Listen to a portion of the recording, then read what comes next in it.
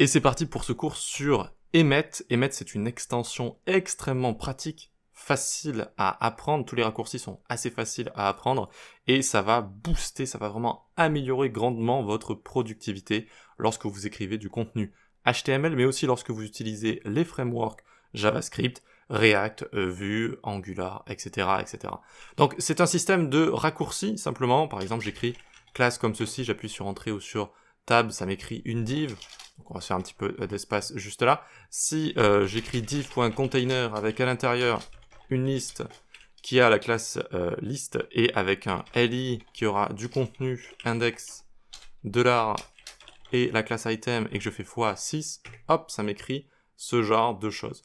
Donc c'est vraiment une extension extrêmement pratique, elle est intégrée de base à VS Code, mais vous pouvez l'utiliser sur tous les éditeurs de code modernes, et voilà, c'est vraiment une compétence simple à apprendre, qui va booster votre productivité, et qui est assez fun en plus, il faut le dire. Voilà donc pourquoi je vous fais ce petit cours sur Emmet.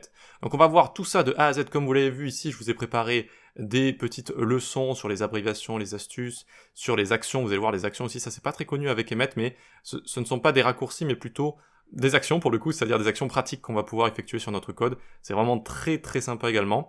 On va voir comment le faire fonctionner avec du CSS, du JS également. Donc voilà, c'est très très très pratique. Je vous conseille de le suivre, je vais rendre cette formation gratuite. Donc vraiment, vous n'avez pas de raison de ne pas avoir cette compétence-là. Elle est vraiment très pratique et à la fin, j'ai envie de dire, si vous comparez une année sans Emmet avec une année avec Emmet, il n'y a pas photo quoi, il n'y a pas photo. Il y a une année où vous allez vraiment être beaucoup plus productif. Ok, très bien, eh bien rendez-vous dans les prochaines vidéos pour télécharger le code source, pour l'expliquer un petit peu, et pour commencer à apprendre Emmet. Voyons voir comment tout ça fonctionne. Allez, à tout de suite. Alors, je vous laisse télécharger le code source, donc suivant la plateforme sur laquelle vous me suivez, ça peut être en description, ça peut être en haut à droite, et ça peut être juste sous la vidéo également. Donc vous pouvez le télécharger, ça va être un dossier zip, vous le dézippez, vous le mettez là où vous voulez, et vous l'ouvrez avec VS Code. Alors on va utiliser Visual Studio Code, on va utiliser VS Code. Vous pouvez utiliser n'importe quel éditeur de code, moderne en tout cas, qui supporte Emmet. Donc avec VS Code, ce qu'il y a de bien, c'est que c'est directement intégré à l'intérieur. Il n'y a même pas besoin de télécharger une extension, c'est directement intégré à l'intérieur. Ok, donc on peut voir ça assez facilement. Une fois que vous êtes ici, donc il y a les fichiers de départ qu'on va remplir ensemble, et il y a le code source. Au cas où vous ayez un problème, peut-être à un moment donné, eh bien vous allez pouvoir regarder à l'intérieur. Bon, à mon avis, il ne va pas y avoir de vrais bugs en fait, mais je vous ai quand même mis tout le code source rempli en fait, avec tout ça à chaque fois. Voilà. Si jamais vraiment vous voulez voir ce code source là, comme ça, moi c'est fait. Alors, comment ça fonctionne, comment ça se fait que c'est intégré de base? Eh bien, vous pouvez par exemple créer un fichier n'importe quoi en .html. Donc par exemple ici, on peut marquer test.html. Donc on verra aussi comment le faire fonctionner avec les extensions JSX, JS, etc. avec les frameworks JS. Et donc à partir de là, c'est bon, c'est déjà intégré de base. Donc vous n'avez qu'à taper div.container, ça c'est le raccourci iconique, c'est le raccourci avec les classes en fait, ça permet de créer des classes. Donc vous appuyez sur Entrée ou sur Tab, et vous avez une div container juste ici.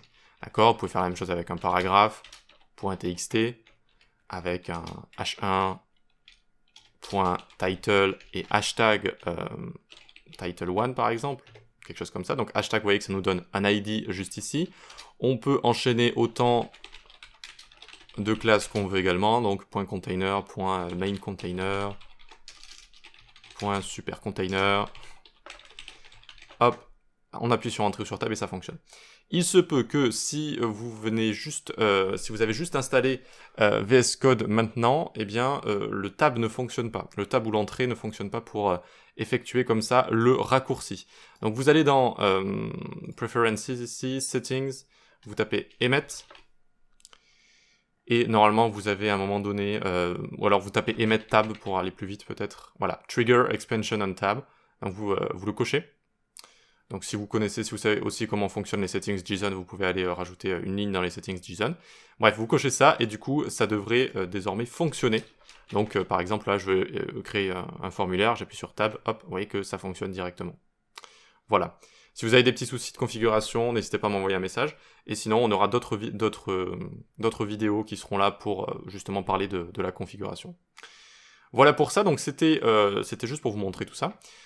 On va même pas avoir besoin d'ouvrir les fichiers, hein, donc ici tout ce qui est live server, etc. On va même pas avoir besoin d'ouvrir ces fichiers sur un navigateur, tout va se passer sur VS Code.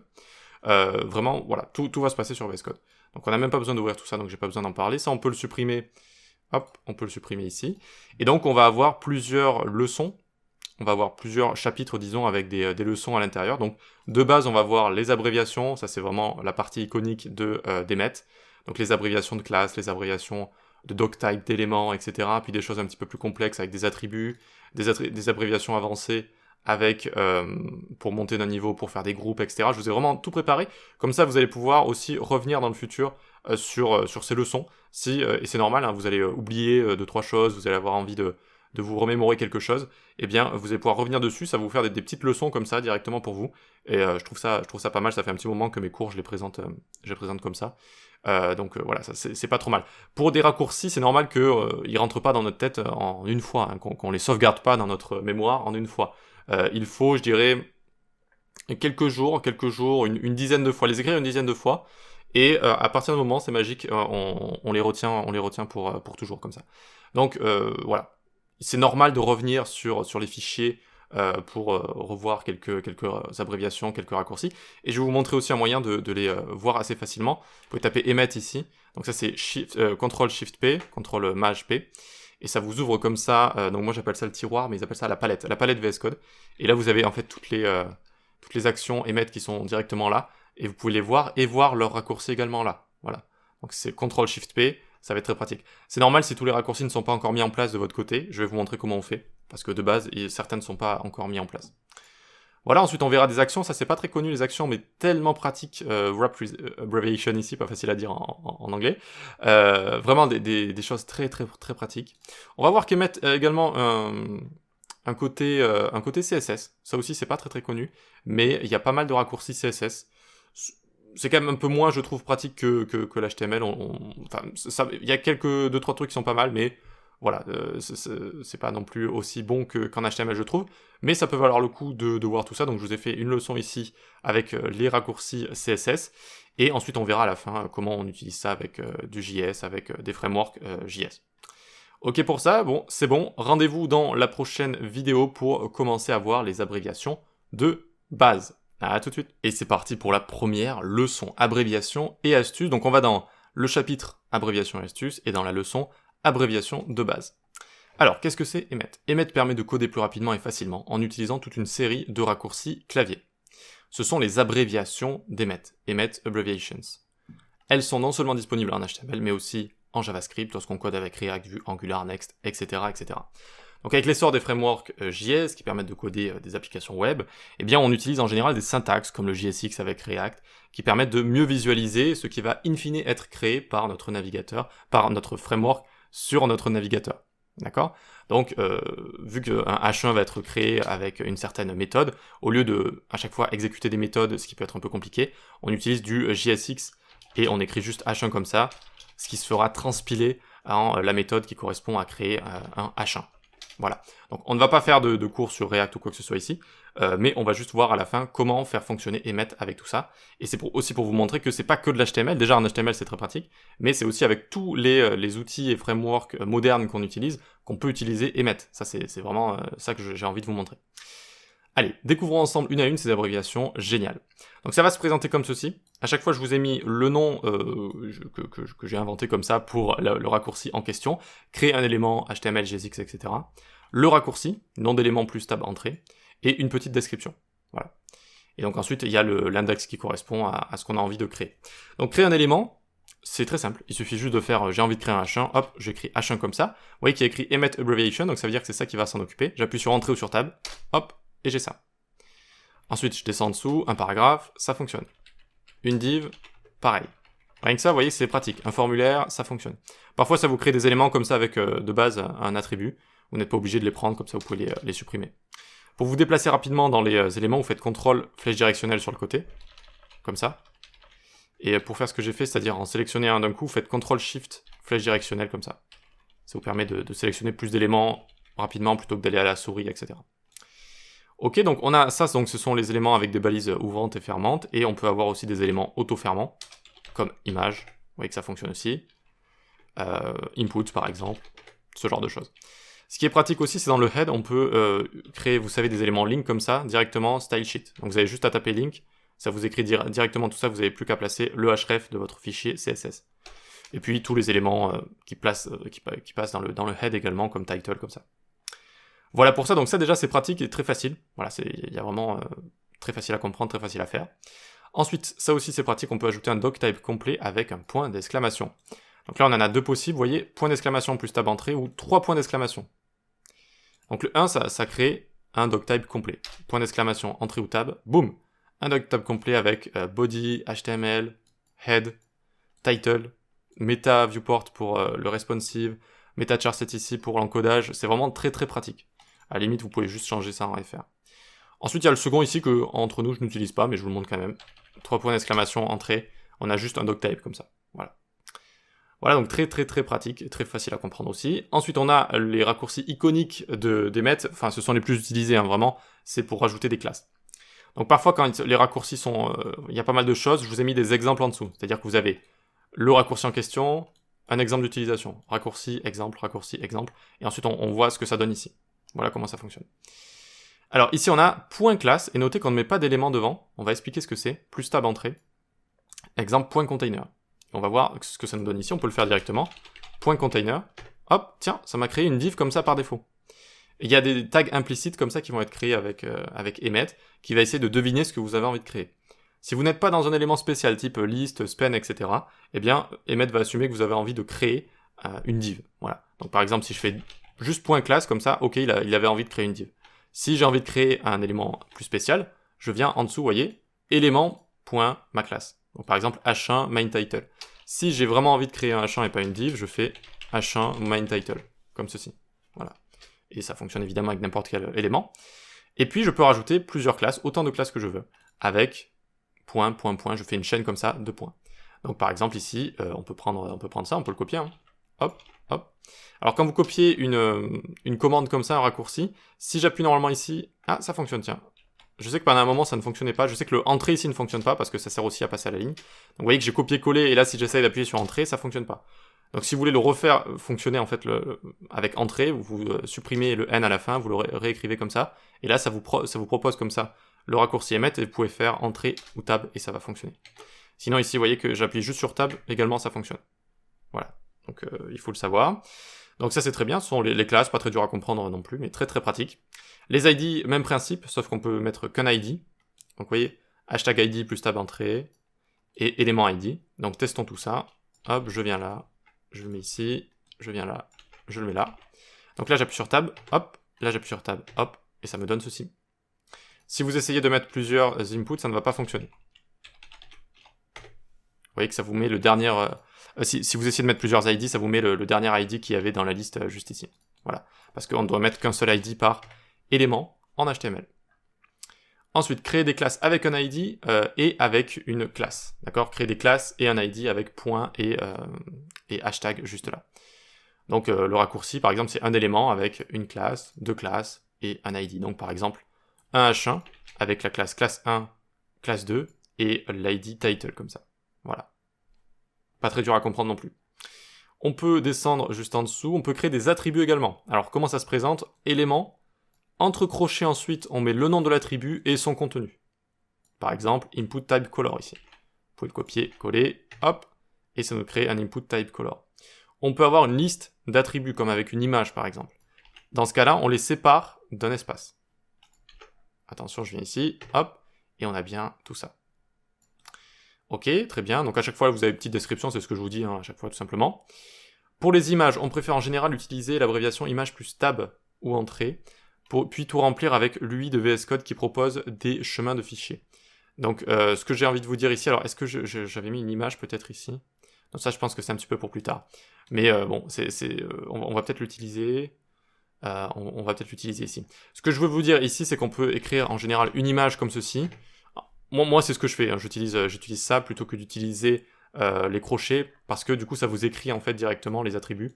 Donc ça dépend des éléments, mais je sais qu'image, je vais assez vite en général comme ça. Je fais juste hop, et là par exemple je remonte, je vais dans image, et je prends pitch.jpeg comme ça, et ensuite je passe à la suite en faisant CTRL flèche directionnelle comme ça, et je remplis mon alt. Voilà. C'était juste petite astuce comme ça. Les attributs, je les utilise pour les inputs en général, ouais. Ouais, pour les inputs. Pour les inputs, oui, mais pour les images, j'utilise juste VS Code. Il faut savoir que VS Code est déjà une machine de raccourcis et une machine d'astuces, de trucs et astuces. Donc, parfois, je vais vous montrer, notamment au niveau du CSS, que les deux sont vraiment très très liés. L'IntelliSense de VS Code et Emmet. Donc, les raccourcis que ça vous propose, il y en a un peu dans tous les sens, vous allez voir, notamment au niveau du CSS. Ok, multiplier des éléments, ça c'est très intéressant. Donc multiplier des éléments avec le signe astérix, comme ça. Donc vous avez élément fois x, donc fois ce que vous voulez multiplier. Par exemple, input type number ici, fois 6. Et donc on peut venir ici et appuyer sur tab, et ça nous écrit tout ça. Alors on voit qu'ils sont les uns à la suite des autres. Vous pouvez cliquer ici, et appuyer sur Alt, clic, clic, clic, clic. Et là vous n'avez plus qu'à appuyer sur Entrée, et ça vous fait ça. Donc ça encore une fois c'est du VS Code. C'est pour ça que je vous conseille de suivre ce cours quand même avec VS Code, je vais vous donner pas mal de petites astuces aussi. Et en fait, vous pouvez faire Alt, clic, clic, clic un petit peu partout, et ça vous crée des curseurs multiples comme ça. Voilà. Donc la multiplication, très intéressante, et vous allez voir que ça va nous permettre de lier plusieurs raccourcis ensemble ensuite, de faire des choses vraiment, vraiment géniales. Là, c'est un exemple assez simple, mais vous voyez, c'est juste P fois 6 comme ça vous crée 6 paragraphes. Mais vous allez voir que on peut faire des choses vraiment, vraiment stylées et intéressantes avec ce signe fois comme ça. Ensuite, rajouter du texte aux éléments avec les accolades comme ça. Donc élément, accolade, texte, plus tab entrée. Donc par exemple, H1 ici, avec titre de niveau 1. Donc n'hésitez pas à réécrire des propres exemples de votre côté pour que ça rentre dans votre tête. Moi je les connais déjà par cœur, mais vous, pour que ça rentre bien, faites par exemple p.duText, comme ça, hop. Faites toutes sortes de choses, essayez d'en créer plusieurs, d'être inventif, et ça va rentrer plus facilement, vous allez les mémoriser plus facilement. Voilà, donc rien d'autre à dire sur ça ici. On peut également utiliser un système d'index avec le signe $, ça c'est très intéressant aussi. Donc élément entre accolades $ fois 6, regardez ce que ça nous donne. Hop, P, 1, 2, 3, 4, 5, 6. Alors vous allez me dire, bon, ouais, c'est pas si intéressant que ça. Si, c'est intéressant avec les classes notamment. Donc regardez ici, élément.classe $ juste là, fois 6. Et là, ça me fait classe 1, 2, 3, 4, 5, 6. C'est très souvent, quand on code du contenu comme ça, qu'on a envie de séparer des éléments avec justement leur index. Dans une liste, par exemple, ou dans des sections ou quoi que ce soit, on a envie de créer tout ça et en général, on le fait à la main. Et là, c'est quand même beaucoup plus pratique. Et non seulement c'est pratique, mais par exemple, regardez ce qu'on aurait pu faire ici, c'est donc déjà classe-mon index pour que ce soit juste un petit peu plus visible. Et là, on aurait pu faire .box. Oups. .box ici, j'ai galéré. Et ici, à la limite, on peut faire box comme cela. Voilà. Donc là, on va avoir à chaque fois un paragraphe avec... Bon, on va plutôt mettre une div, ça sera plus logique. Une div avec la classe box. Et on a envie de séparer les box avec une classe pour ensuite en CSS les styliser une à une, leur rajouter par exemple une couleur différente. Et donc elles auront toutes la même classe box, mais une classe box différente avec l'ID en question. Et là j'appuie sur Tab, et on a bien box 1, 2, 3, 4, 5, etc. Voilà. Donc ça c'est très très pratique, on a très souvent à faire ce genre de choses en HTML, CSS ou en JSX, etc. Ensuite, dans un raccourci mêlant classe et contenu, donc des classes et du contenu, deux syntaxes existent, c'est vrai. Les deux donnent le même résultat. Donc, quand vous avez envie de créer un paragraphe avec une classe qui, par exemple, a mêlant classe et contenu, c'est vrai que là, je vous montre avec l'exemple index, mêlant classe et contenu.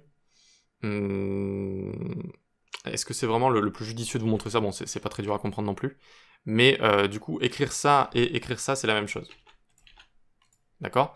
Donc que vous mettiez ici le contenu après la classe ou le contenu avant la classe, c'est la même chose. Tac, tac, ça nous donne, vous voyez, strictement la même chose. Donc ici, peut-être que j'aurais pu faire un truc comme plutôt du contenu ici, donc TXT par exemple. Voilà, juste quelque chose comme ça. À mon avis, ça aurait été plus simple à comprendre. Après, ça va, c'est pas trop dur à comprendre non plus, mais... J'aime bien essayer de faire quelque chose de... Voilà. Donc en fait, ce que je vais vous montrer, c'est si on utilise du contenu et une classe, ou un ID, on peut le présenter de ces deux manières différentes. Voilà, comme ça, et comme ça nous donne la même chose. Ça, c'est un exemple peut-être un peu moins dur à comprendre que l'index, fois, etc. Vous voyez, c'est plus simple à comprendre, je pense. Voilà. Ok, donc ça nous donne strictement la même chose. Vous pouvez juste choisir ce que vous voulez pour ces deux-là. Voilà pour ça, parfait, parfait, très bien. Donc j'espère que cette première leçon vous a plu. Ce n'est pas très compliqué jusqu'à présent. Vous allez voir qu'ensuite on va pouvoir tous les assembler. Et là, ça va devenir un peu plus complexe sans être non plus impossible, vous inquiétez pas. Mais on voit déjà en fait toute la force d'Emmet. Déjà rien que si vous utilisez tout ça, la création d'éléments de base, c'est beaucoup plus rapide que de faire, vous savez, j'ouvre le chevron, j'écris le nom de l'élément, etc., etc. Je ferme et compagnie, c'est beaucoup plus long. Des doctypes aussi, hop, hop, on les crée directement pour chaque page. Évidemment, les classes, les classes, ça c'est ultra utilisé, c'est sans doute le raccourci le plus utilisé. Donc pour créer des éléments avec des classes comme ça ou avec plusieurs classes. L'ID, si on a envie de rajouter des ID. Les attributs, ça c'est un peu moins utilisé, mais pourquoi pas. Et le foie, ça aussi, c'est très très pratique pour justement écrire beaucoup de choses d'un coup. Donc le foie est très intéressant. Le texte aussi, et notamment l'index qu'on peut rajouter, autant au niveau d'un texte que au niveau de classes comme ça. Voilà. On peut le rajouter en tant que contenu ou au niveau des classes. Voilà pour ça, très bien, très bien. Encore une fois, je vous invite à coder de votre côté, essayer de faire des petits raccourcis de votre côté, des petites créations pour vous aider à mémoriser tout ça. Et on va pouvoir passer à la suite. Et on y va pour la seconde leçon, les abréviations avancées. On va découvrir de nouveaux symboles qui nous permettent de faire plus de choses. Donc ici, on va découvrir tout ça pour faire des commandes plus évoluées. Par exemple, créer des éléments de même niveau avec plus. Élément, plus élément, plus élément, plus élément. Donc par exemple ici, j'ai un H1. Hop, donc un H1 avec du contenu titre. Au même niveau, on va avoir un paragraphe avec du contenu sous-titre. Je vous invite à les recopier à la main, moi je les copie-colle, mais vous pouvez les recopier à la main, et je vous invite aussi à faire vos propres tests. Par exemple, vous allez faire un paragraphe avec la classe txt qui contient du contenu, et juste après, vous allez avoir un UL, et une div, et une section. Voilà, juste pour tester, même des choses qui n'ont pas trop de sens sémantiquement, mais vraiment pour vous faire la main dessus. Ensuite, des éléments imbriqués, avec le signe supérieur ici, élément imbriqué, imbrication, imbrication, imbrication. Donc, par exemple ici, décortiquons une section avec la classe container qui contient un H2. Voilà, plus compliqué que ça. Pour remonter d'un niveau, on descend avec le signe supérieur, on remonte avec l'accent circonflexe, élément imbriqué, et hop, je remonte ici d'un niveau. Et donc ça donne quelque chose comme ça. Par exemple, une section avec la classe container qui contient un H2, je remonte d'un niveau, et je crée une section contact. Donc cette section et cette section seront au même niveau. Comme cela. Et on peut remonter plusieurs niveaux si on a descendu plusieurs niveaux. Donc div avec un P à l'intérieur, un span, une image, et je remonte 3 niveaux, et donc je retourne au niveau de ma div ici. Voilà. Chaque imbrication ici c'est un niveau, et je les remonte, et vous voyez que ça me le met au même niveau que la div. Voilà. Les groupes c'est de l'agrément, ça permet de rendre certains raccourcis massifs plus lisibles. Ils peuvent également permettre de multiplier un groupe d'éléments. Mais on peut s'en passer, potentiellement on peut s'en passer. Donc on entoure en fait un élément ou un groupe d'éléments, donc par exemple ici.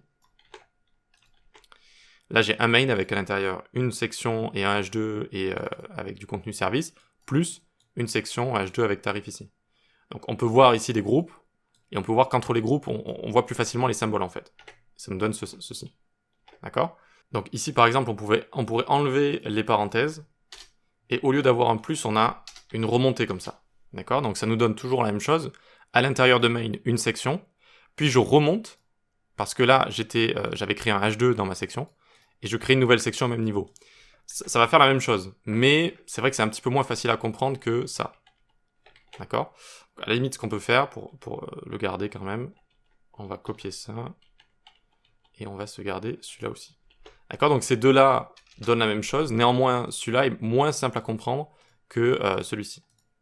Voilà. Voilà, donc on peut le garder comme ça à la limite. Et pour le second, c'est pareil, donc regardez. Là, on va multiplier un groupe. Donc UL avec à l'intérieur des LI, qui contiennent paragraphe span image, x 6. Bon, ça l'a pas super bien présenté, mais ça nous donne ceci. Oups, voilà, c'était pas facile. Appuyez sur Alt et vous cliquez partout. Voilà, ça nous donne ceci à chaque fois. Donc DLI avec paragraphe span image, imaginons. D'ailleurs ici, oui, c'est côte à côte. C'est côte à côte que j'ai fait ça, ouais, côte à côte. Bref, du coup ça nous donne tout ça. Néanmoins, on aurait pu aussi utiliser ceci, donc on vient là, et au lieu d'avoir les parenthèses, j'aurais eu le x6 au niveau du LI juste là. Donc ça va créer 6 LI avec à l'intérieur tout ça. Voilà, et ça donnerait la même chose. Donc là c'est à vous de voir ce que vous trouvez le plus logique. Regardez. Hop là, comme cela. D'accord ? Je pense quand même que les parenthèses sont un peu plus simples à comprendre. Là, c'est pas impossible à comprendre non plus, mais si vous avez autre chose qui suit, etc., c'est quand même plus simple de grouper tout ça en parenthèses. Voilà. Mais c'est pas obligatoire et on peut arriver à faire des raccourcis avec et sans parenthèses. C'est vraiment comme vous le souhaitez, ce que vous trouvez le plus facile à comprendre, tout simplement. Voilà pour ça. On passe à la suite. Et on y va ici pour les balises implicites, donc le système de balises implicites et le lorem ipsum. Donc dans certains cas, emmet peut deviner quelle balise on veut utiliser en analysant le contexte du raccourci. Si je ne suis pas dans un élément en particulier, ça va penser que j'ai envie de créer une div. Donc point classe, si j'appuie sur entrée ou sur tab, ça me crée une div comme ça, vous voyez. Par contre, si on est dans des situations différentes, ça peut nous donner des résultats différents. Si on est dans une liste, ça écrira un li, dans un span, dans un tableau, un table row ou table data. Sinon, une div. Donc je vous ai mis les exemples ici. Donc classe 1 ici par exemple, hop, ça nous écrit une div. Span, vu qu'on peut pas mettre d'éléments en fait display block dans les spans, eh bien ça nous écrit un span à l'intérieur. Sinon ensuite quand le DOM va se créer, ça va créer n'importe quoi, donc c'est pour ça qu'il y a ce genre de règles HTML. Ensuite, on vient ici dans un UL ou un OL ou une liste. Donc dans une liste UL ou une liste OL, on met des LI, c'est pour ça qu'ici automatiquement ça va créer des LI. Et enfin, dans un table, dans un tableau, on va pouvoir se créer ici, alors c'est un peu complexe, donc à l'intérieur on va créer des table row ici qui auront un ID, row et un index pour les séparer. Et à l'intérieur à chaque fois ils auront table data. Donc table row, ID unique avec l'index, et à l'intérieur table data avec la classe table data. Donc là c'est l'exemple où on aurait pu utiliser par exemple un groupe. Donc j'entoure avec une parenthèse et j'enlève le x4 et je le mets à la fin. Donc ça permet de directement, quand on arrive ici, comprendre que on a un x4 de ce groupe-là. C'est sans doute plus simple à comprendre. Et ensuite à l'intérieur, c'est vrai que là, il y a des créations implicites, ça c'est pas très facile à comprendre. Mais sinon, si on avait quelque chose comme table row ici et td, ça aurait été plus simple quand même. On crée à chaque fois une row qui contient ceci. Ça aurait fait la même chose. Voilà. Donc si vous voulez l'implicite, vous pouvez même l'écrire comme ça. Ok, donc je vous laisse ça ici. Ensuite, donc le lorem ipsum, c'est du texte latin qu'on utilise pour tester des interfaces, que ce soit en design ou quand on code quelque chose. Donc c'est un modèle de texte qui est réutilisé comme ça. Et certaines personnes vont sur des sites et compagnie, directement avec emmet, on peut le faire. Donc regardez, lorem est le nombre de mots du lorem ipsum qu'on veut, ou juste lorem tab entrée. Donc lorem 5, ça fonctionne. Lorem 15, lorem 99, ou encore lorem 2000 par exemple, si on veut beaucoup de contenu. Ok, donc c'est assez pratique, très, très rapide, très efficace. Et si vous mettez juste lorem tab, ça vous met 30 mots du lorem ipsum. Voilà. Ok pour ça. Ensuite, en dessous, on peut également rajouter du lorem ipsum dans un élément. Ça peut être pratique avec un texte pour tester rapidement. Vous mettez P à l'intérieur, lorem 25 par exemple. Hop, ça vous crée comme ça un paragraphe. Et ensuite, je vous ai fait un truc un peu funky. Hop, donc UL list avec un LI implicite qui contient du lorem ipsum x4. D'accord, et ça nous donne comme ça 4 LI. Alors il faut savoir que quand vous utilisez le lorem ipsum, ça utilise des mots au hasard, d'accord? Enfin, des parties du lorem ipsum au hasard. Donc c'est normal qu'ici je n'ai pas la même chose à chaque fois. J'ai 10 mots à chaque fois du lorem ipsum, mais je n'ai pas exactement les mêmes 10 mots de départ. Donc ici, si je mets lorem ipsum, vous voyez que les 5 mots, je crois, ou peut-être la première phrase, elle est tout le temps similaire, si je dis pas de bêtises. Mais ensuite, vous voyez qu'à partir de là, ça change. Vous voyez, lorem ipsum dolor sit amet, consecuture, ceci, cela. Ah, ça aussi, la première phrase est similaire, et ensuite ça change, j'ai l'impression. Regardez, si je mets un lorem, c'est juste pour tester, juste entre nous, hein, lorem 20, lorem ipsum, consecuture, nanani nanana. Bon, là, pour une raison inconnue, il n'y a pas de virgule. Et ensuite, out, ipsa, nanani nanana. C'est différent, vous voyez. Voilà. Donc, intéressant ou pas, en tout cas, c'est fun fact si vous voulez savoir ce genre de choses. Ok, super. Allez, on va passer à la suite, on va voir des exemples. Voilà, des exemples de choses qu'on peut construire facilement avec emmet. Donc, vous connaissez maintenant tous les symboles et raccourcis possibles. D'accord? Donc, bravo. Il est désormais temps de pratiquer en effectuant les différents exercices ci-dessous. Reproduisez chaque morceau de code à l'identique à l'aide d'un raccourci emmet. Donc, vous allez avoir un morceau de code, il va falloir le reproduire ou deviner quel raccourci emmet peut le produire. Une fois le raccourci trouvé, mettez-le en commentaire au-dessus du code qu'il sert à créer. Donc, exemple, ici. De base, il n'y a pas le raccourci juste là, vous voyez. Vous voyez ça, vous dites, tiens, comment on fait? Donc, vous testez classe 2, classe 3, vous testez ID, etc. Bon, vous arrivez à trouver que avec classe 1, ça fonctionne, et avec le contenu et le Word. comme ceci, d'accord? Donc vous faites juste un CTRL-Z et vous le mettez en commentaire juste au-dessus. Et donc vous avez juste à faire ça pour tous les exemples. Donc on a ici une div avec plusieurs choses, un ID, plusieurs classes, on a une liste avec certaines caractéristiques, on a une structure complète classique, là ça commence à se corser un petit peu, d'accord? Sachant qu'en plus, le footer ici est en dehors du main normalement, je vous le mettrai pour votre code, c'est juste de la sémantique. Ok, un header complet là, avec navigation et H1, une fenêtre modale, une navbar responsive ici. Voilà, donc vous avez du pain sur la planche, c'est pas grave hein, si vous n'arrivez pas à tout faire, c'est vraiment pas grave du tout. L'important c'est vraiment de pratiquer et de vous les mettre dans la tête là, les raccourcis, les plus, les imbrications, les classes, les ID, le contenu, les multiplications, c'est très important que vous l'ayez en tête. Donc vraiment, pour le coup, l'important c'est de participer. Voilà, essayez de vous creuser les méninges et de trouver les différents raccourcis. Et donc, comme je l'ai montré avec Emmet, parfois, plusieurs raccourcis peuvent donner la même chose. Par exemple ici, ça et ça donne la même chose. Voilà, donc ça peut arriver. Quand vous avez du contenu et une classe, on peut le présenter de deux manières différentes. Ok? Allez, bon courage et à tout de suite pour résoudre tout ça. On y va pour la résolution, j'espère que vous avez au moins essayé les amis. Donc, première chose assez simple, on vient ici, donc on a quoi ici? On a une div avec container, également modal container, et un ID modal one. Et hop, ça nous donne strictement la même chose. C'est bon, on peut le garder juste au-dessus, comme cela. Comment on fait pour bouger les lignes? Comme ça, vous faites Alt, flèche du haut, flèche du bas, et ça vous permet de bouger tout ça. Hop, hop, on peut le laisser comme ça. Ensuite, une liste qu'on a juste là. Donc ça, c'est classique, vous allez beaucoup le faire, donc essayez de la retenir. ul.list avec à l'intérieur li.item. On remarque que l'index est utilisé ici, donc je mets de là. Et à l'intérieur de tout ça, donc si vous voulez, on peut le présenter comme ça. On va utiliser en fait deux fois l'index, à la fois pour le contenu et à la fois pour la classe. Alors, évidemment, ensuite c'est x6. Hop là. Et on a stricto sensu la même chose. Donc, directement, on a la même chose. Je vérifie. Ouais, on a strictement la même chose. On peut le mettre juste au-dessus. Alt, on monte. CTRL-C ou CTRL/ pour commenter comme ça. Ensuite, une structure classique comme ça. Alors, comment on peut faire? On a un header pour commencer. Ensuite, au même niveau, on a un main. Donc, on écrit plus main. Ensuite, on imbrique à l'intérieur des sections. Ici, on peut créer un groupe, par exemple, section x 3, qui contiennent à chaque fois des H2. Ok? Donc, on remonte ensuite d'un cran, et on crée un footer. Et ça nous donne ceci. Alors, comment on aurait pu également le présenter? Au lieu d'avoir section x3 ici, on aurait pu l'avoir là. C'était peut-être un poil plus logique comme ça. Voilà. D'accord, donc je vérifie bien qu'on ait tout. Donc header, main, section, h2, footer. Parfait. Parfait, on fait remonter tout ça avec Alt, flèche du haut, CTRL/ ou CTRL-C, et on commande tout ça. Ensuite, header complet juste là. Donc un header complet. Header avec à l'intérieur une navigation, avec à l'intérieur 3 liens.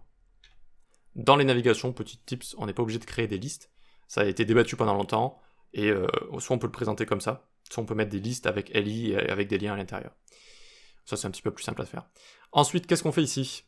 Donc, on doit remonter d'un niveau pour venir créer le H1 avec le contenu et le Word. Alors, ça nous l'a présenté comme ceci. On peut faire Alt, clic, clic, clic. Voilà. Et on a bien un header, navigation, tac, tac. Parfait. Ça fonctionne. On peut se le garder.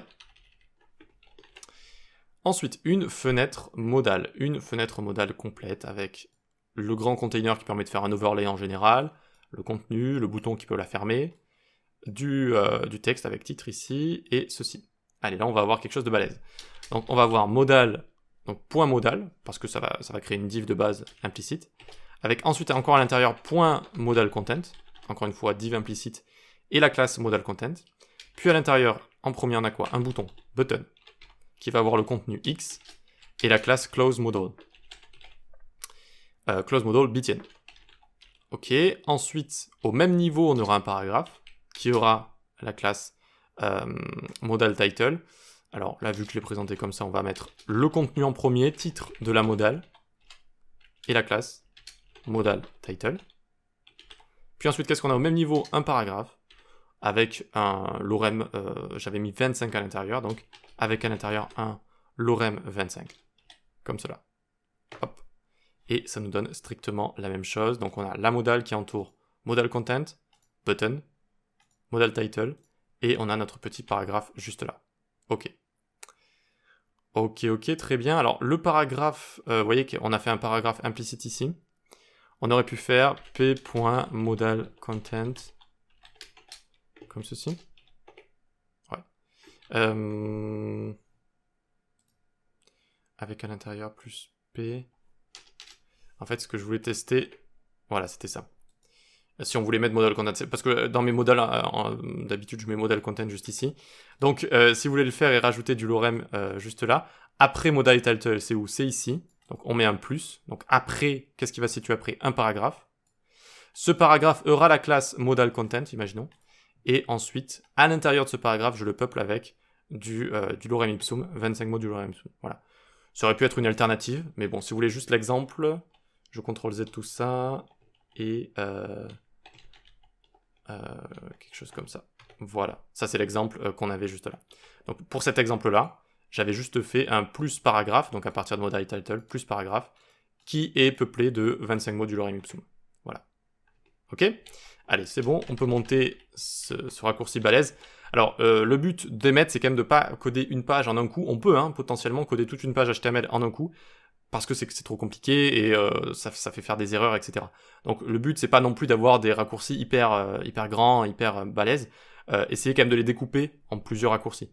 Ici, si j'avais créé ma modal, sans doute que j'aurais d'abord fait div.modal, puis ensuite à l'intérieur, j'avais fait div.modalContent. Vous voyez, j'aurais fait pas à pas comme ça. Ça me permet de mieux visualiser tout ça. Là, c'était juste pour l'exemple, pour vous faire un peu, vous creuser les méninges. Et pour terminer, on a une navbar responsive. Alors on a un élément nav ici, ensuite on a une div avec links container, et ça aussi ce n'est pas interdit du tout. Si on a envie de styliser juste ces liens comme ça par rapport aux autres boutons, etc., on peut les entourer d'une div, il n'y a pas de problème avec ça. Et on a des boutons juste là, et on a un bouton hamburger, on imagine donc en petit écran, on clique sur le bouton hamburger. Donc on y va pas à pas. Qu'est-ce qu'on a en premier? On a une nav, donc hop, on doit le spécifier ici, avec la classe main nav. À l'intérieur, je vais avoir plusieurs groupes, donc autant les rendre en groupe comme ça. Div avec la classe links container, avec à l'intérieur lien x4. Puis au même niveau, plus, qu'est-ce que j'ai? J'ai une autre div qui contient button.sign btn x2. Et ensuite, au même niveau, j'aurai un bouton avec la classe hamburger icon. Et voilà, ça me crée la même chose. Alors, ça me crée la même chose, mais évidemment, ce n'est pas très esthétique ici, vu que ça s'est présenté d'une manière qui n'est pas très jolie. Donc hop, on peut faire ce genre de choses, juste pour vérifier si on a strictement la même chose, le même résultat.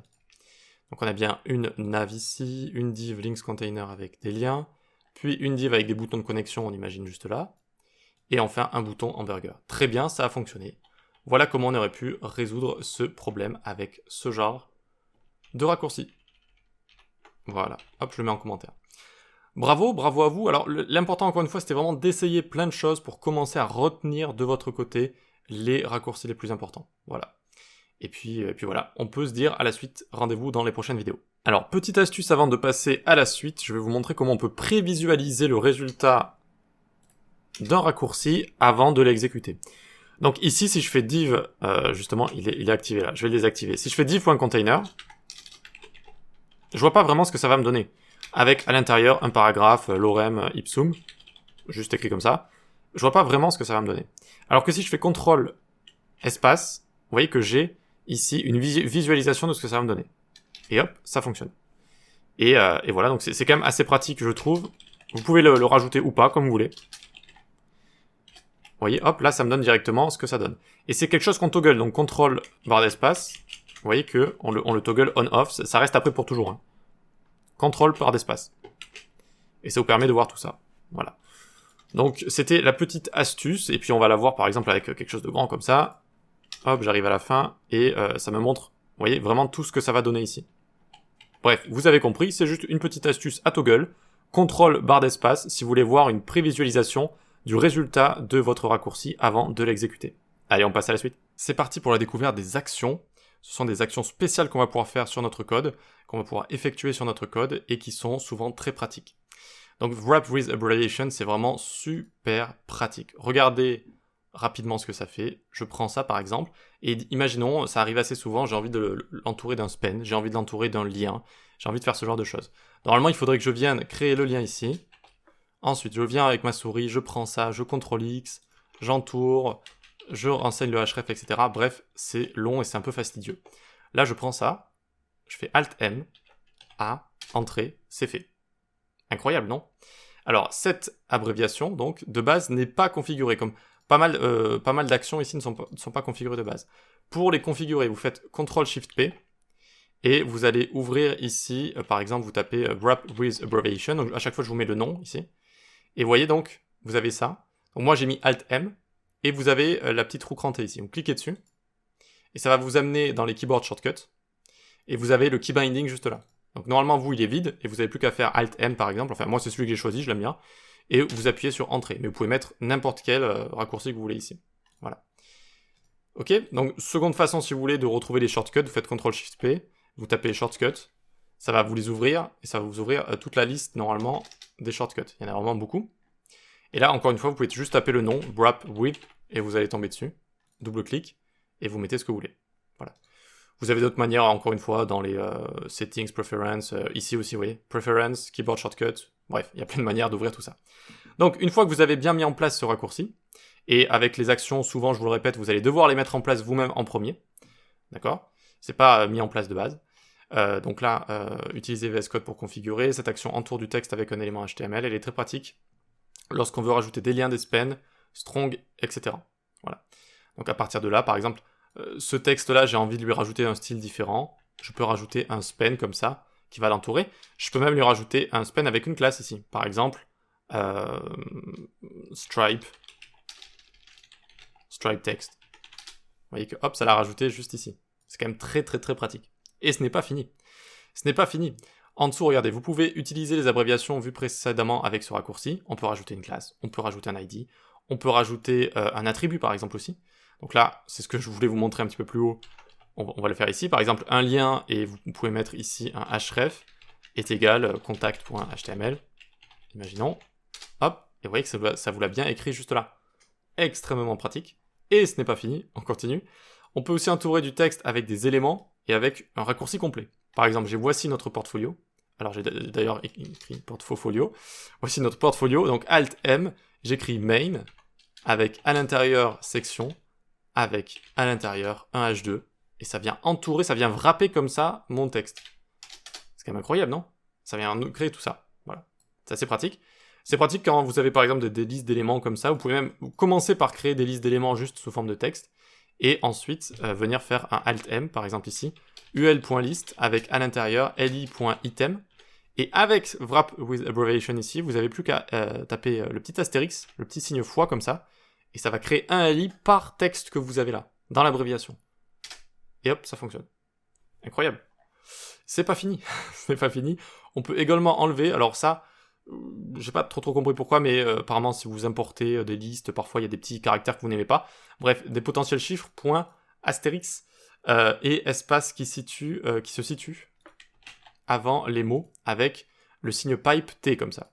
Donc par exemple ici, si vous mettez des chiffres, si vous mettez des espaces, si vous mettez des astérix, des points également, vous voyez que c'est un petit peu sale entre guillemets, on a envie de nettoyer tout ça, eh bien on peut directement faire Alt-M, UL, list, à l'intérieur li.item fois, et là vous voyez que j'ai cette petite saleté avec les petits points, les petits espaces, etc. Si je veux nettoyer tout ça, je fais le signe pipe, T comme ça. Et voilà, ça a tout nettoyé, sauf nos petits points, tiens. Les points, ça les nettoie pas. Donc je vais l'enlever juste ici. Ça nettoie les potentiels chiffres, astérix et espace. Voilà, si vous avez des espaces ou quoi que ce soit, ça peut être utile. Bon, c'est pas la chose qu'on utilise tous les jours entre nous, mais ils ont rajouté cette fonctionnalité, donc je voulais vous la montrer quand même. Et aussi autre chose ici, donc par exemple on a Google, GitHub et Dribbble. Ça prend bien 3B, c'est le site Dribbble. Et on a envie ici de créer des liens à partir de tout ça. Donc comment on fait? Je fais Alt-M, A. Là, j'écris href est égal. Je viens faire https //. Alors, ici, je vais même mettre quelque chose comme ceci. Je viens le fermer. OK. Et ici, en fait, on peut utiliser le contenu des éléments qu'on a entourés avec notre wrap avec $hashtag. $hashtag comme ceci. Et ensuite, je viens ici faire fois. Et vous voyez que j'ai réussi à créer des liens. Alors, c'est un peu complexe à comprendre peut-être. Est-ce que déjà j'ai besoin de... Est-ce que j'ai besoin de ça déjà? Non. Il n'y a pas besoin de mettre les guillemets. Donc en fait, on utilise donc href ici, https, etc. Et on utilise le texte qu'on était en train d'entourer directement à ce niveau-là. Donc après le //, vous voyez, on a Google, GitHub, Dribble. En fait, en mettant un fois juste après. Et on peut encore l'utiliser avec le signe à l'intérieur. J'ai envie d'utiliser en tant que contenu $hashtag comme ça. Voilà, ça nous donne ça. Bon, c'est un peu funky, c'est un peu plus du gadget qu'autre chose, parce qu'en général, on l'utilise pas. Mais ça vous montre quand même qu'il y a des sacrés raccourcis. Hein, il faut le dire quand même, il y a des sacrés raccourcis. Et ça fait partie de tout ça. Donc cette chose-là, $hashtag, ça fait partie de vraiment wrap with abbreviation. C'est vraiment partie de cette action en question. C'est qu'avec cette action-là que vous allez pouvoir l'utiliser. Ça représente le texte que vous wrappez en fait. Donc imaginons, j'ai ça. Hello world. Je fais Alt-M. Je peux créer un paragraphe juste ici, fois 6. Et à chaque fois, dans chaque paragraphe, je peux utiliser le texte, vous voyez, que j'ai entouré. Voilà, comment on peut le faire. Donc je vais peut-être vous le mettre juste là. Hey, ok, hop, hop, voilà. Bon alors, là, entre nous, moi je l'utilise pas trop. Ça, je l'utilise pas trop, mais c'était vraiment pour vous montrer ça. Néanmoins, ce que j'utilise beaucoup, c'est ça. Hein. C'est vraiment dans un texte, quand on a envie de rajouter un lien, quand on a envie de rajouter un span, c'est tellement plus pratique que de venir se créer un span comme ça avec une classe, etc. C'est tellement plus long et embêtant, vous n'avez pas envie de le faire en général. Voilà, donc ça, je l'utilise beaucoup. Ça, moins, je vais être honnête avec vous, mais je trouve ça intéressant, quand même, c'est quand même assez intéressant, mais j'utilise moins. Après, on a tous nos manières de coder un petit peu avec nos préférences, hein, donc peut-être que vous allez vraiment y trouver une utilité. Et ça aussi, je trouve ça intéressant, mais je l'utilise pas trop en général quand je crée un lien, je fais bien attention à... J'utilise juste ça en fait, c'est-à-dire juste le raccourci emmet qui crée l'élément, et ensuite j'écris ce que je veux à l'intérieur. En général, voilà, je fais ce genre de choses. Mais voilà, ça reste une action qui est très très intéressante, c'est wrap with abbreviation ici. N'oubliez pas de la mettre en place. Allez, on passe à la suite. Alors, c'est parti pour la seconde action qu'on va découvrir, balance, inward et outward. Donc ça a toujours été un peu embêtant de sélectionner de grands morceaux de code, on clique, on scroll, etc. C'est un peu embêtant. Là, si j'ai envie par exemple de sélectionner tout mon header, je fais CTRL Alt A comme ça, et ça me sélectionne tout mon header. Si je vais dans mon main, au lieu de scroller et compagnie, CTRL Alt A, boum, j'ai tout ça directement.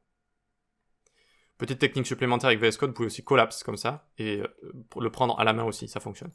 Mais en fait, il vous suffit d'être sur un élément, CTRL Alt A, et hop, ça vient de tout vous sélectionner. Donc ça, c'est le A, ça veut dire balance outward. Tu prends tout l'élément en question et son contenu. Il y a également le inward, CTRL Alt Q, et là, ça prend tout le contenu de l'élément, vous voyez, sans le main. Ça peut aussi être utile parfois. Donc, ce n'est pas mis en place de base, je vous le répète, il faut donc faire CTRL SHIFT P. Là, vous pouvez taper balance si vous voulez, et inward et outward, vous allez les configurer ici. Vous pouvez aussi le taper là, hein, balance comme ça. Et moi, j'ai mis CTRL Alt Q et A comme ça, mais vous pouvez vraiment mettre ce que vous voulez. Voilà, vous pouvez mettre ce que vous voulez. Alors, si vous êtes à l'intérieur d'un contenu, vous pouvez aussi les utiliser. Et regardez, par exemple, je vais utiliser ici outward pour commencer, CTRL Alt A. Et si je le spam, ça remonte comme ça. Vous voyez? Petit à petit. Par exemple, je suis ici, j'ai envie de sélectionner le paragraphe, mais finalement aussi le H2, finalement aussi la section, finalement aussi main. Hop, hop, je prends tout comme ça. Vous voyez, ça remonte comme ça. Donc, CTRL Alt A. OK. Et vous avez l'inverse avec CTRL Alt Q. C'est strictement l'inverse. D'accord? Donc, CTRL Alt Q, ça va être inward, vers l'intérieur, si vous voulez. Donc là, je suis sur mon header, je fais CTRL Alt Q, j'arrive sur le contenu, là, j'arrive sur nav, là, j'arrive sur le contenu de nav, là, j'arrive sur le premier lien, bref, vous avez compris. D'accord? Donc, ça peut être aussi utile de spammer, entre guillemets, ça, si vous voulez avoir accès à quelque chose, ou l'inversement. Voilà pour balance, inward et outward. On peut passer à la suite. On passe donc à la suite. C'est parti. On vient à Go to Matching Pair. Ça peut être assez intéressant aussi, c'est assez rapide. Permet de déplacer le curseur à la balise fermante ou ouvrante de l'élément sur lequel on se trouve. Votre curseur doit être placé à l'intérieur d'une des deux balises pour fonctionner. Donc j'ai repris le même exemple de contenu. Et ici je fais Alt A par exemple. Et ça m'amène en haut, en bas, comme ça. C'est assez pratique. Alors, si je suis à l'intérieur ici, voilà, ça fonctionne pas. Si on est à l'intérieur d'un contenu, ça fonctionne pas. Mais si je suis ici sur une balise ouverte ou une balise fermée, je vois que ça fonctionne. Donc ça peut nous permettre de nous déplacer rapidement à la fin d'un élément. C'est assez courant qu'on a envie de faire ce genre de choses aussi. On a un grand élément, comme ça on se souvient plus trop de quand est-ce qu'il se termine, où est-ce qu'il se termine, qu'est-ce qui se passe à la fin, hop, directement, Alt-A, et ça vous téléporte à la fin. Rien d'autre à dire pour ça, c'est juste une petite technique pratique. Vous pouvez la configurer si vous le souhaitez. Ensuite, on a l'action Select qui va sélectionner des éléments HTML ou des attributs suivant ou avant le curseur. Donc on a CTRL-ALT point par exemple ou CTRL-ALT virgule. Donc là je me mets là, CTRL-ALT point, et ça me déplace dans tout ça. Soit le prochain élément, donc là je switch entre virgule et point, je sais pas si vous voyez bien, donc soit le prochain élément, soit le prochain attribut aussi. Vous voyez que ça me va dans le contenu de l'attribut ou l'attribut en lui-même, et sinon ça remonte comme ça, tac, tac, tac, ça remonte. Voilà, celui-là je l'utilise pas tant que ça, mais c'est une action qui existe, donc je voulais quand même vous la montrer. Voilà, donc configurez-la si vous le souhaitez, si vous y trouvez un certain intérêt. Bon, moi je trouve que, avec déjà ce qu'on a vu précédemment, matching pair, et juste le fait de monter et descendre avec le curseur, en général ça me suffit. Mais bon, si vous voulez l'utiliser, allez-y. Ensuite, il y en a un qui est assez intéressant, une action qui est assez intéressante, c'est remove tag. Ça va enlever les deux balises d'un élément sans supprimer son contenu. Donc par exemple, vous êtes ici sur le titre, vous avez envie de changer ça, finalement vous voulez mettre un H2 ou vous voulez pas mettre... vous voulez enlever les balises ouvrantes et fermantes qui entourent tout ça, eh bien vous pouvez faire CTRL-KI par exemple, et ça va enlever tout ça, mais tout en gardant le contenu. Parfois on a envie de garder le contenu dans un lien par exemple, hop, vous voyez, ça nous permet de supprimer tout ça, mais de garder le contenu si on a envie de le transformer en quelque chose d'autre, ou simplement de le garder comme ça, voilà. Donc là j'ai mis CTRL-KI pour ce genre d'action. Alors, depuis un petit moment, on doit rajouter à nouveau les attributs width et height sur les images. Ça permet d'éviter d'avoir des cumulative layout shifts, c'est-à-dire des moments, des changements brusques de l'interface, voilà, comme j'ai écrit ici, quand une image a fini de charger. Quand, vous savez, on charge une image, parfois, il n'y a pas de contenu, et puis tout d'un coup, boum, il va y avoir un grand changement de contenu alors qu'on est en train de lire du texte ou qu'on vient de commencer à lire du texte. Et en fait, ça fait partie des éléments que, notamment, Google cherche à améliorer. Donc, vous savez, avec toutes les nouvelles mesures qui ont été prises au niveau des performances d'une page, etc. Eh bien, le Cumulative Layout Shift, ça fait partie de tout ça. Et donc, pour y arriver, c'est assez simple, il faut rajouter les dimensions de l'image à width et height, et il va y avoir un mécanisme qui va fonctionner, et qui permet de créer un placeholder comme ça, et qui va réduire grandement le Cumulative Layout Shift. Donc, il y a plein d'articles dessus, je vous invite à les lire si vous voulez en savoir plus sur tout ça. Là, c'est pas trop le but.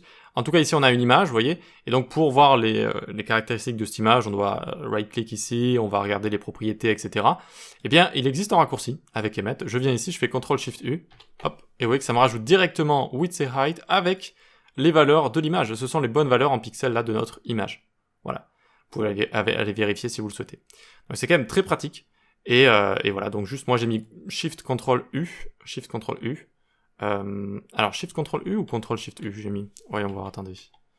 Ctrl Shift U. Non, c'est Ctrl Shift U ici. Voilà, c'est ça que j'ai mis. Sinon c'est un peu plus complexe à faire.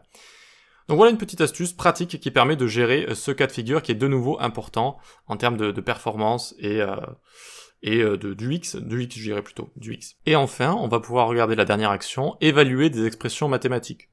Bon, c'est un petit peu gadget là aussi, mais pourquoi pas. Par exemple, donc on fait 10 fois 10 comme ceci, CTRL-SHIFT-Y, et ça me fait 100.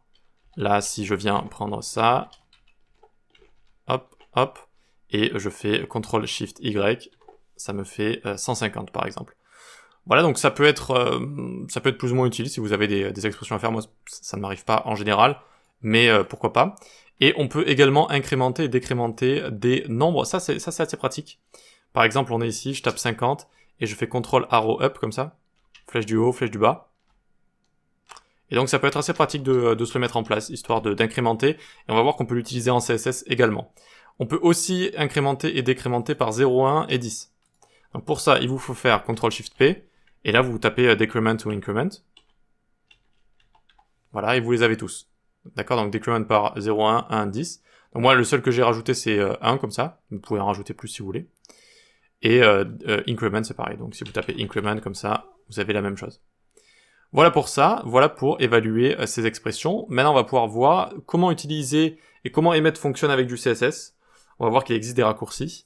Et ensuite, on verra comment utiliser en JavaScript. On y va pour la partie CSS et emmet. Vous pouvez ouvrir le fichier CSS qu'il y a juste là. Alors, emmet fonctionne aussi en CSS. On peut s'en servir afin d'écrire une propriété plus rapidement en tapant la première lettre ou les premières lettres de cette dernière. On peut également renseigner des valeurs plus facilement, type unité de mesure. Emmet se mélange souvent avec l'IntelliSense de VS Code. On ne sait pas trop ce qu'on utilise, mais ça fusionne très bien ensemble, donc on n'a pas vraiment besoin de savoir, mais je vais vous montrer un petit peu. Par exemple, P plus entrée-table provoque l'utilisation d'un raccourci emmet pour créer padding, et pad plus entrée-table provoque l'utilisation d'un raccourci VS Code. Bon. C'est-à-dire que ici, donc, vous pouvez décommenter le body, CTRL slash, et vous allez tout en bas, et vous décommentez aussi la dernière accolade. Voilà. Et donc ici, si je fais P comme ça, vous voyez que ça me propose padding avec emmet abbreviation. Mais si je commence à l'écrire et le remplir, là, quand il n'y a rien écrit, c'est VS Code qui propose ce raccourci. Donc voilà, les deux vont fonctionner plus ou moins de la même manière, et on va pas vraiment faire attention à ce qui se passe la plupart du temps. On va pas se dire, oula, là il faut que j'utilise de l'emmet, là il faut que j'utilise du VS Code. Les deux fonctionnent très bien ensemble, et ma foi, voilà, la plupart du temps, il n'y a pas besoin vraiment de distinguer les deux.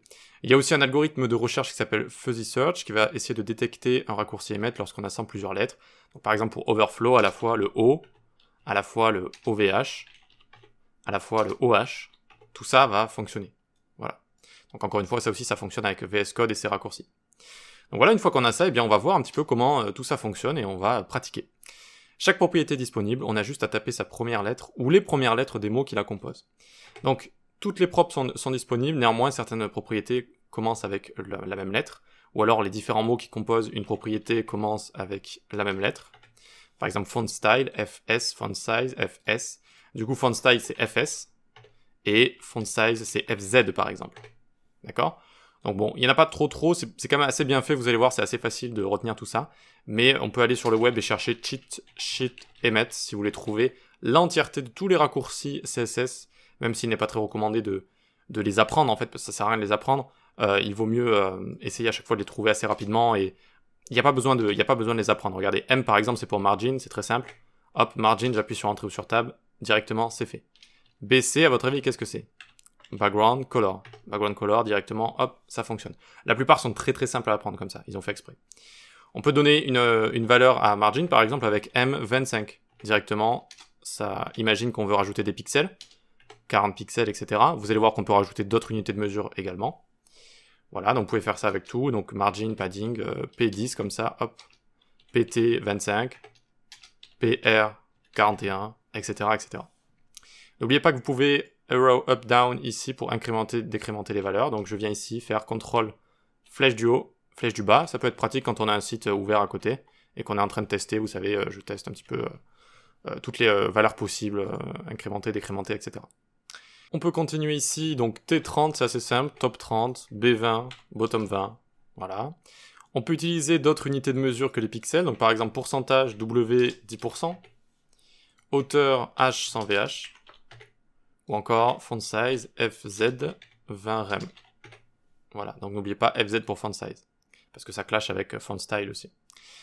On peut utiliser prop valeur, donc prop de point valeur, afin de rajouter une valeur qui n'est pas une unité de mesure. On peut également l'utiliser avec les unités de mesure si on le souhaite. Par exemple, overflow, O, auto, comme ça, overflow, auto. Background position, BGP, comme ça, et vous allez avoir center, par exemple. Ok ? Et donc on peut utiliser aussi, au lieu de P35, ici, je peux utiliser P de 2.35 pixels, ça va faire la même chose. J'aurais pu utiliser P 10%, par exemple. Ouais, si j'avais envie de faire quelque chose comme ça, mais ça aurait aussi fonctionné de la même manière. C'était juste pour vous montrer que les deux points ici fonctionnent également avec les valeurs qui sont des unités de mesure, comme ça. Ok ? Donc pour trouver tous ces BGP, auto, etc., je vais vous montrer la cheat sheet. Hop, voilà, donc vous avez juste à taper cheat sheets documentation, donc ça s'écrit comme ça, de emmet, et vous allez pouvoir retrouver absolument tous les raccourcis. Bon, néanmoins, j'ai envie de vous dire, 80% de ce qui est écrit, vous n'allez pas l'utiliser en fait. Voilà, donc c'est pas non plus très recommandé d'aller apprendre, c'est même pas du tout recommandé d'aller apprendre tous les raccourcis par cœur. Néanmoins, si vous en cherchez un, vous allez ici, vous faites CTRL F. CTRL F, par exemple, je cherche background position. Et je viens chercher ici background-position. Et hop, je vois que c'est ici. Si je cherchais une autre valeur, comme color par exemple, hop, je cherche color juste là. Si je cherchais... quand on cherche comme ça, c'est compliqué. Transition par exemple, transition. Hop, on voit qu'on est juste ici. Ok, donc CTRL F et vous pouvez chercher là. Mais surtout, n'apprenez pas tout ça par cœur. Hein. Enfin, vous n'allez même pas y arriver de toute façon. Enfin, c'est pas fait pour apprendre par cœur. C'est fait pour retrouver parfois des raccourcis si on ne trouve pas par nous-mêmes le raccourci qui correspond. Ok, on peut continuer tout ça. Donc, on peut utiliser des couleurs également. Donc, par exemple, BG hashtag O. Ou encore BGC pour background color. Ça, c'est plus spécifique. Ensuite, C hashtag F. Ou encore C hashtag F1, et là ça va répéter F1 3 fois. Pour tout ce qui est display, c'est très simple. C'est display, donc D et la valeur, et les premières lettres de la valeur. Donc DB pour display block, DIB pour display inline block, DF pour display flex, DG pour display grid, vous avez compris. On peut rajouter un important à la fin avec un point d'exclamation. Donc par exemple FZ 20 pixels, ou juste 20 comme ça, et vous mettez un point d'exclamation, et ça vous rajoute l'important. C red, hop, ça vous met color important, etc., etc. Pour les positions, c'est PS, parce que P c'est déjà pris par padding, donc PS et puis le nom de la valeur. Donc PSR, position relative, PSA, position absolute, PSF, position fixed, voilà, ce genre de choses. On peut voir des bordures aussi, donc BD+, ça vous crée une bordure comme ça. Et puis vous pouvez faire toutes les bordures BDR, etc. pour border right et compagnie. Anime, alors anime tiré comme ça. Et vous appuyez sur Entrée ou sur Tab, et ça vous met toutes les sous-propriétés, ou plutôt toutes les valeurs des propriétés qui sont comprises dans animation. Animation delay, name, etc., etc. Donc là, vous appelez ça spin, et puis vous venez ici, vous appelez ça... Donc pour vous déplacer, vous faites CTRL flèche directionnelle, et CTRL Shift flèche directionnelle pour supprimer ensuite. Hop, hop, je survole, je supprime, et ensuite vous pouvez mettre vraiment tout ce que vous voulez, quoi, ici. Voilà. Ça peut être utile, à vous de voir. Ça propose quand même tout à chaque fois, et puis on n'a pas besoin de tout ça à chaque fois. Mais si vous trouvez ça utile, pourquoi pas. L'équivalent de transition, mais un peu moins complet, c'est TRS comme ça. Je sais pas pourquoi ici, par contre, ils ont juste mis prop et time, alors qu'il y en a plein d'autres qui existent, mais bon. Voilà, là, ça vous donne juste la propriété à transitionner et la durée. Transform, c'est TRF. Transform comme ça, ok. Par exemple, skew 20 degrés. Et vous avez aussi TRF 2 points. Par exemple, rotate, et là, ça vous propose l'angle. Ou encore TRF, alors TRF, 2 points, translate. Et là, vous avez XY. Voilà. Ok, allez, on se fait un petit peu d'espace ici. Border, top, bottom, left, right, etc. Donc oui, ceux-là, ils sont un peu... c'est border, top ou bottom, left ou right, radius. Ce sont, je crois, les propriétés les plus longues en CSS. Et en général, elles sont un peu embêtantes à écrire. C'est border, top, left, right, radius, comme ça.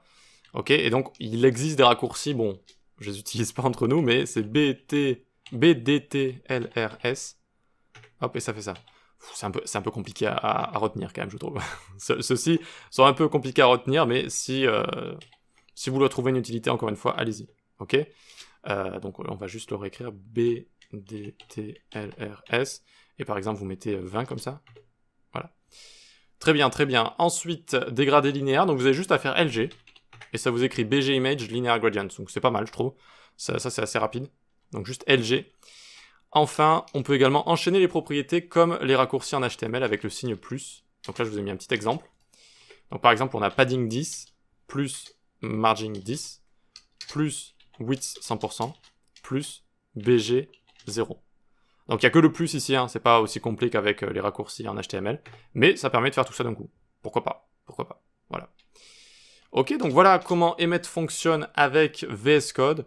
Vous pouvez retenir quelques propriétés, mais pour prendre mon exemple, je représente pas tous les développeurs de la Terre, mais en CSS en général, j'ai mes petites habitudes dans les mains, où vraiment pour font size, etc., ça va vite comme ça.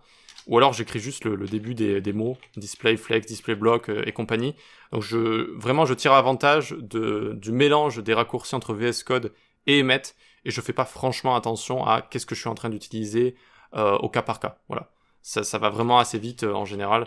Je regarde rapidement ce que ça me propose, et si ça me va, hop, j'appuie sur Entrée ou sur Tab, et basta. Voilà. Ok pour ça, donc voilà pour le CSS, on va passer à la suite. Comment faire fonctionner Emmet et JavaScript, donc notamment pour utiliser tout ça avec les frameworks JS. On va voir ça dans les prochaines vidéos. Et on y va, on va voir comment faire fonctionner Emmet avec du JS et avec les frameworks JavaScript. Donc avec l'essor, on peut ouvrir ici le fichier JS des frameworks JavaScript servant à la réalisation d'applications web. Il est devenu très courant d'utiliser des syntaxes HTML-like en JavaScript. Que ce soit en JSX ou avec des templates vus, le but est d'écrire une syntaxe similaire à de l'HTML tout en restant en JS, afin de coder au plus proche de ce que le JS va retourner. Ok, donc on a toutes sortes de syntaxes comme ça qui vont être utilisées en JS. Pour le JSX, quand on code avec React, eh bien, avant ce n'était pas supporté par défaut. Aujourd'hui, regardez, créer un composant app.jsx par exemple, et essayer d'écrire à l'intérieur du JSX, non seulement ça va fonctionner, mais en plus, ça va utiliser className comme cela, au lieu de classe, donc on est bien en JSX. Vous pouvez aller à l'intérieur, ensuite créer par exemple un label, on verra le HTML fort juste là, etc., etc. D'accord? Donc on voit bien qu'on est en JSX et on voit bien que ça fonctionne de base. Voilà. Si vous avez des problèmes avec ça, vous pouvez à chaque fois faire, sur n'importe quel framework en fait, taper how to make Emmet works with, et là vous tapez React, Vue, Svelte, etc. D'accord? Il y a vraiment plein de gens qui vont vous aider si vous avez ce genre de problème. Néanmoins, il semblerait que le JSX soit supporté maintenant par défaut, par VS Code. Par contre, le JS, non. Regardez, si je viens ici et que je fais div.container, ça me propose rien en fait. Ça me propose des méthodes, mais ça ne fonctionne pas. Bon, entre nous, le coder comme ça de l'HTML en JS pur, hein, natif, c'est pas très courant, mais néanmoins, on peut avoir des fichiers JS aussi avec des frameworks dans lesquels ça peut arriver. Donc, pourquoi pas le rendre, le faire fonctionner et mettre avec du JS natif quand même. Donc, on va dans File ici, on va dans Preferences, Settings, on tape Emmet, donc comme j'ai tapé déjà juste là, et vous allez dans Include Languages, lequel JavaScript, et la valeur qu'on veut c'est HTML, c'est-à-dire qu'on veut du contenu HTML qui va être ressorti quand je vais utiliser Emmet en JavaScript. Je viens là, div.container, et tada, ça fonctionne. Ça fonctionne juste ici, et voilà, on voit que ça fonctionne. Bon, après on est dans du JS ici, hein, donc ça va être un peu bizarre d'avoir des constantes et vous voyez, ce genre de choses, ça va provoquer des erreurs en dessous. Donc là où je vois que ça peut être utilisé, c'est par exemple pour du templating, par exemple. Faites toujours attention avec inner HTML, etc. Attention, hein. Mais on peut venir ici et faire div.container, et là, hop, ça fonctionne. C'est quand même pas mal, je trouve. ul.list avec à l'intérieur, on va utiliser, hop, tout ça, vous voyez que ça fonctionne. Ok, donc on a réussi à le faire fonctionner en JavaScript. Alors voyons voir si ça aussi ça fonctionne ou pas. Ouais, là on est sur du... Ouais, c'est bon, tout fonctionne. Non seulement ça fonctionne, mais en plus c'est class ici, et pas class name comme le JSX. Vous voyez que là c'est class name. Parce qu'on a bien mis ici, ça bug un petit peu, hein, les settings avec Emmet, c'est un peu embêtant, ça scroll pour moi, je ne sais pas pourquoi. Ici, donc on a bien mis HTML, vous voyez. Si on avait mis JavaScript React, ça nous aurait mis class name en JS aussi. Voilà. Ok, donc on voit que ça a fonctionné. Ensuite, on pourrait dire, bon, qu'en est-il des autres frameworks, par exemple app.vue. Hop, on regarde. Ici, je crée un template, je vois que ça me propose template, et ensuite je peux faire ce que je veux à l'intérieur. Donc on voit que ça fonctionne. Mais pourquoi ça fonctionne? Parce qu'il y a des extensions qui existent avec Vue, avec Svelte, etc., qui permettent de faire fonctionner tout ça. Donc n'hésitez pas à taper Vue ici, et vous allez tomber sur Volar, c'est la nouvelle extension populaire, et vous allez l'installer. Et non seulement ça va vous mettre en place Emmet pour les points vus, mais en plus ça va vous donner toutes sortes d'autres avantages quand vous allez coder avec Vue. Donc à chaque fois qu'on utilise un framework, notamment Svelte, notamment Vue, mais même pour React, il y a par exemple l'extension ES7, React Redux, etc. Voilà, il y a plein de petites extensions, et parfois une sorte d'extension officielle comme ça qu'il faut utiliser. Et donc pour faire fonctionner Emmet avec vos composants Vue, eh bien vous avez à installer cette extension-là. Pour Svelte, elle s'appelle juste Svelte, je crois. Regardez, la plus téléchargée, elle est où? Svelte import, snippets, IntelliSense. Svelte for VS Code, c'est ça. C'est ça. 900 000. 1 million. Ok, donc voilà, Svelte ici, on va tester Svelte du coup. On vient là, hop, un fichier Svelte, app.svelte. Et on regarde ici, et ça fonctionne également. Voilà. Ok, très bien, donc on voit comment le faire fonctionner avec du JS, donc en rajoutant un settings ici. On voit que sur du JSX, ça fonctionne de base, par défaut. Néanmoins, si vraiment ça fonctionne pas en JSX, vous pouvez, sur JavaScript ici, rajouter JavaScript React au lieu de HTML. Voilà. Mais si vous faites ça, attention, parce qu'en HTML, du coup, quand vous allez créer quelque chose, vous aurez class name au lieu de classe. Donc, attention, c'est pour ça, à mon avis, qu'ils l'ont géré récemment, parce que il y avait une sorte ça crachait entre deux choses. Donc ici, on peut remettre HTML, je pense que c'est bon. Ok. Très bien, très bien. Donc JSX, c'est par défaut. Svelte, vous installez l'extension. Vue, vous installez l'extension. Et JS, vous pouvez le changer ça dans les settings. Voilà, dites-moi si ça fonctionne chez vous. N'hésitez pas à faire un petit reload. Donc, soit vous fermez, soit vous réouvrez votre navigateur quand vous installez les extensions, quand vous changez les settings, etc. Ou alors CTRL-SHIFT-P et vous tapez reload comme ça. Et vous exécutez reload window. Ce qui permet de le faire respirer un petit peu. Alors, j'ai remarqué que VS Code est quand même, je vais le dire, hein, de plus en plus lent récemment. Alors, je sais pas si c'est mon VS Code ou les VS Code des autres, mais je sais qu'il y a pas mal de gens qui se plaignent aussi. Donc, quand vous faites un reload comme ça, laissez-le respirer le temps de se remettre bien et de bien démarrer. Et vous voyez que là, par exemple, j'ai fait un reload et il ne me propose toujours pas. Ouais, ça a pris du temps. Hein. Ça a pris au moins, j'ai parlé pendant 15-20 secondes là, avant que les fonctionnalités soient actives comme ça. Donc bref, laissez-lui le temps de respirer quand vous faites un reload, mais ça peut être utile quand vous installez des extensions, etc. Voilà pour ça, c'est bon, je pense qu'on est bon, j'espère que ce cours vous a plu. C'est vraiment une compétence très simple à maîtriser et qui va vous faire gagner énormément de temps. Imaginez en fait en termes d'années, le temps gagné à chaque fois, en fait, au lieu de faire chevron, ouvrant, div, je ferme, etc., eh bien vous avez utilisé toutes sortes de raccourcis qui vous ont permis de coder beaucoup plus rapidement. Et également avec toutes les technologies les plus modernes, avec tous les frameworks JS qui existent aujourd'hui, on peut utiliser ce genre de choses. Voilà, j'espère que ça vous a plu. Si vous pouvez mettre une note, si vous êtes sur une plateforme où on peut me noter, mettez-moi 5 étoiles, ça m'aide beaucoup. Rendez-vous Discord, rendez-vous sur la newsletter, rendez-vous sur YouTube, rendez-vous sur les plateformes d'e-learning et sur les autres formations. Et on se dit à la prochaine. Ciao.